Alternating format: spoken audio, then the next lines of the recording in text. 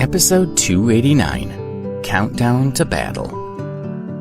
When they saw how easily Damon killed Paul, Art and Chris were stunned. They had never heard of anyone with so much skill and power. Damon slowly turned around and walked over to them. Art, Chris, and the two men who had led them to Paul were terrified of him. They took a step back and one of the men tripped over. Damon walked up to Art and said, "I want you to tell everyone that you saw me kill Paul. I want the news spread right through the world of martial arts and get back to all the East Coast gangs." He wanted all the martial arts gangs whose ancestors had participated in the massacre of Julie's people to be afraid of him. When the Blood Brothers gang returned to the East Coast for good, that day would be the day they finally settled their blood feud. "Yes, of course I will," Art said.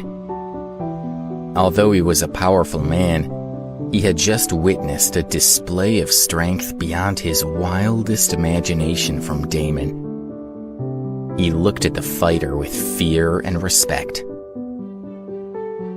Damon saw everyone looking at him with absolute awe. He smiled to himself and hummed. To him, these people and their opinions meant nothing. To him, wealth and social status were meaningless compared to the power that his martial arts abilities gave him. Now, he just wanted to go back to the camp to clear his head. To him, the fight had been a little boring. Paul had not caused him any difficulties at all. For him, the only pleasure was that, as a result of the fight, people in the East Coast martial arts gangs would hear of his prowess and fear him. Art and Chris walked with Damon out of the camp gate, climbed into the Mercedes-Benz, and returned to the city center.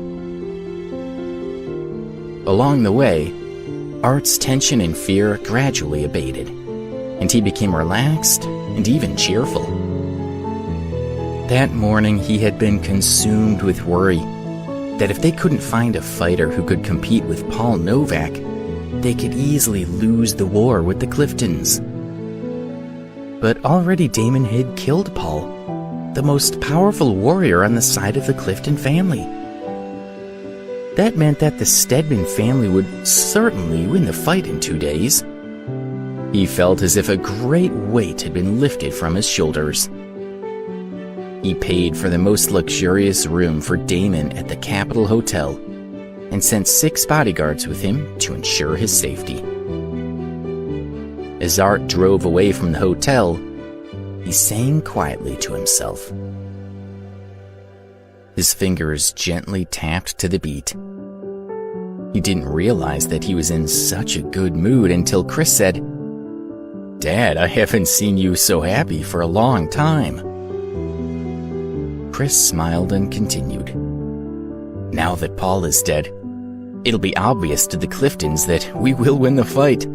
I wonder if they'll try to bargain with us now." Art shook his head slowly and said, "No, based on what I know about Jessup Clifton, he would rather die in the fight than surrender to us. He's both stubborn and proud." "Now that Paul's dead, who will the Cliftons send to fight with us?" Chris asked curiously. "Whoever they send will lose. It makes difference to us who it is," Art said dismissively. Then he added, "Chris, when you get back to Baltimore, you must spread the news that Damon defeated Paul Novak just as he requested." Just as soon as he requested. As soon as that news is released, everyone in Baltimore will know that the Stedmans are the victors in this war, Art continued. That night, Chris spent many hours on the internet, telephone and social media spreading the news of Paul's death at the hands of Damon. He informed everyone that mattered in Baltimore, all of whom were interested to know the outcome of the war between the two families. Everyone who heard the news was surprised. The Cliftons had been the most powerful family in the city for many years, and their best warrior had been killed a few days before the battle by Stedman's fighter. Those who had previously been unsure about which side to support suddenly felt that the decision had been made for them. If Paul Novak, the most powerful fighter for the Clifton family, was dead, the victor was guaranteed to the Stedmans. The top business families and entrepreneurs in Baltimore were concerned about who would be running the city's underground world in the future. But for the East Coast martial arts gangs, the focus was different. Paul Novak, one of their most infamous fighters, had been killed by the West Coast Blood Brothers gang, which had a blood feud with the East Coast gangs. This news was explosive. Over the last 100 years, the Blood Brothers had almost completely disappeared from the East Coast. The news that their fighter had killed Paul Novak had put them back on the radar. People in East Coast martial arts gangs started speculating on how strong the Blood Brothers had become. In addition to being employed by the Stedman family, did the gang have any other plans to expand their strength on the East Coast? They were all worried and continued to quietly watch what was happening. Many of them wondered at what point would they have to get involved. In the Clifton family mansion, Jessup whispered the name Damon under his breath and looked at the information in his hand.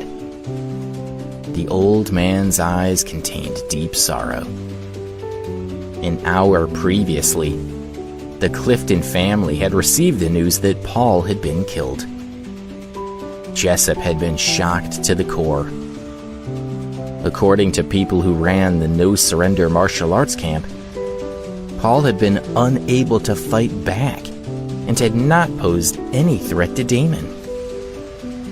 If Paul had been beaten so easily by Damon, would Alex stand any chance at all? Jessup's family had all become very flustered when they heard the news. They were like frightened animals in the living room, pestering him with their questions and doubts. "What can we do?" asked one. "Our trump card has been taken out before the battle even started. Are we really going to lose to that bullshit Stedman family?" said another angrily. "We knew that they would contact the Blood Brothers sect, but we didn't do anything about it. Why didn't we prepare sooner?" said another. "Get out of here," Jessup finally exclaimed. He looked at his family and thought, "My sons are useless. They're not helping. They're only annoying me with their presence." His sons were quiet when they saw how angry their father was with them, and they all left the room quickly. Only Rufus remained in the living room with Jessup.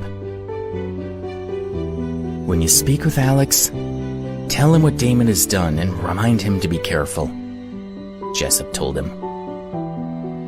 "Yes," he replied.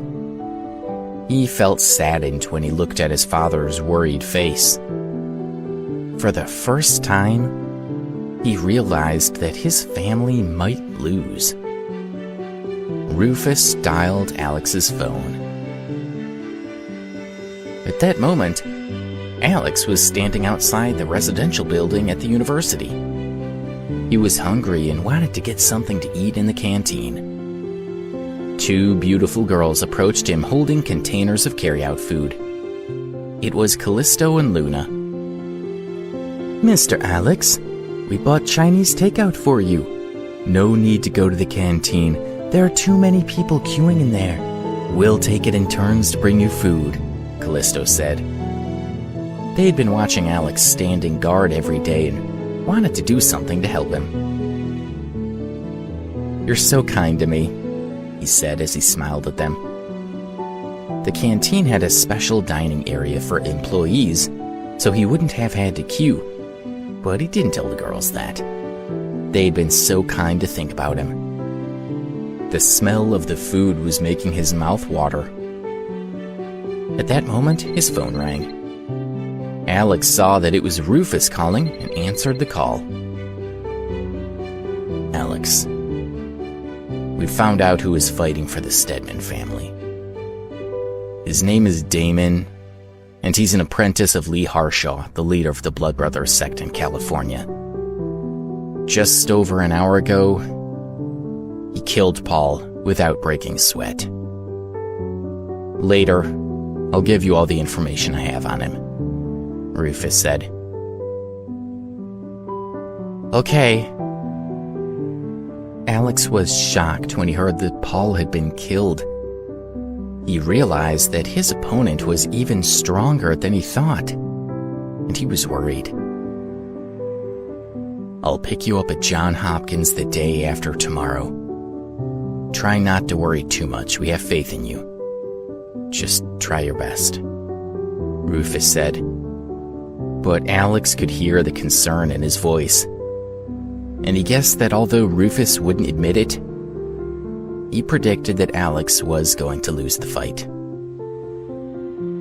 I will, Alex replied. After a few more reassuring words, Rufus ended the call. Callisto and Luna could sense that something was bothering him, and Luna asked anxiously, Mr. Alex, is something wrong? The day after tomorrow, I will fight for the Clifton family. Please take good care of Debbie for me that day. She mustn't know what's happening, Alex said. Mr. Alex, who dares to challenge you in a fight? We should go and kill him first, Callisto said angrily. I've promised the Clifton family that I'll fight for them, and I'm afraid that you can't go in my place. But I promise you that the person who can beat me has not yet been born. I'll end the fight as quickly as possible, and then I'll return, Alex said with fake confidence. He didn't want the girls to worry about him. When he said this, the girls laughed. That's right. Of course that man won't beat you. If he dares to fight with Mr. Alex, he's a fool, said Callisto. Luna agreed. My guess is that Mr. Alex can make that man kneel down and beg for mercy within 3 moves. They both felt absolute confidence that Alex would win. Well, as you two said, I have no doubt that I will win, Alex assured them. Then he added, But you can't let Debbie know about this. Do you understand? When the two girls nodded, Alex felt relieved. He said, Come on, follow me to the restroom. I'll eat my meal and you two can have a rest. The following 2 days passed quickly, and the day of the flight arrived. Everyone involved in business or the underworld in Baltimore had been obsessed with the battle between the two families and squabbling amongst themselves about who would win. When they learned that Paul, the most powerful warrior of the Clifton family, had already been killed by the Stedman family's fighter, they felt that the matter had already been resolved. In their hearts, they did not doubt that the Stedman family had won. On the day of the fight, people started arriving at the Underground Boxing Club, the venue of the fight. They all felt that they already knew who would win, so there was no sense of excitement in the crowd. They were only there to show their loyalty and to flatter the Stedman family, the future overlords of Baltimore.